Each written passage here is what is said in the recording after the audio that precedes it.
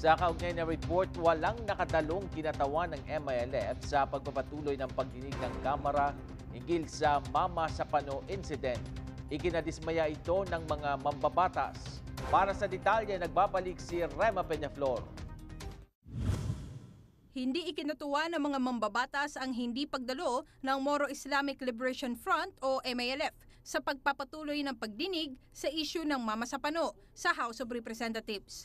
Wala itong ipinadalang kinatawan at ang tagapagsalita nitong si Chairman Mohager Iqbal ay nasa isang press conference kasama ni GPH Panel Head Miriam Colonel Ferrer. Ipinagtataka ng mga mambabatas kung bakit inuna ni Iqbal ang naturang press conference, samantalang mas mahalaga umano ang pagdinig sa isyu ng Mama Sapano na kung saan sangkot ang ilang miyembro ng MILF sa pagpatay ng SAF 44. We are very displeased and also by not showing up, they are waiving the right. Isinulong ng komite na magpapadala sila ng sulat na hindi nila ikinatutuwa ang hindi pagdalo ng MILF. The Secretariat had sent an invitation to Mohager Iqbal, particularly for this hearing, and unluckily we did not receive any response from them.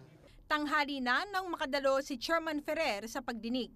Nakadalo din ang ilang miyembro ng Bangsamoro Transition Committee kung saan kabahagi si Iqbal bilang chairman nito. Ngunit hindi rin ito sinagot ang mga katanungang may kinalaman ng MILF.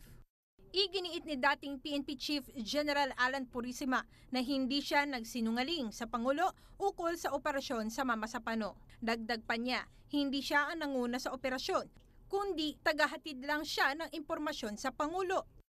Hindi po yung nagsisinungaling, Your Honor. I was just relaying an information.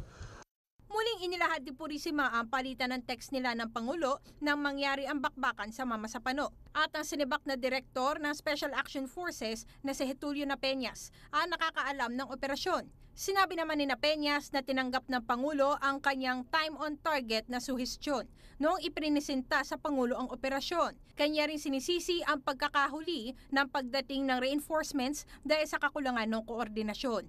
Ngunit binara ni DILG Secretary Mar Rojas ang naging sagot ni Napeñas. Nag-interpret siya sa salita o pagkawala ng salita ng Pangulo na may ibig sabihin ito. Malinaw sa Pangulo at ito yung inutos niya. Ang overt act na pag-utos na i-coordinate ninyo ito sa AFP na may kasama pang dapat with timeliness ang siyang iniutos ng Pangulo. Mr. Chair. Nakaschedule na ipagpatuloy bukas ang pagdinig at ilalahad ang mga puntos na hindi pa natatalakay. Inaasahan din na darating sa susunod na pagdinig ang mga resource persons na hindi nakadalo kanina. Mula dito sa House of Representatives, ito po ang inyong kaibigan, Rema Peñaflor, para sa Newsline.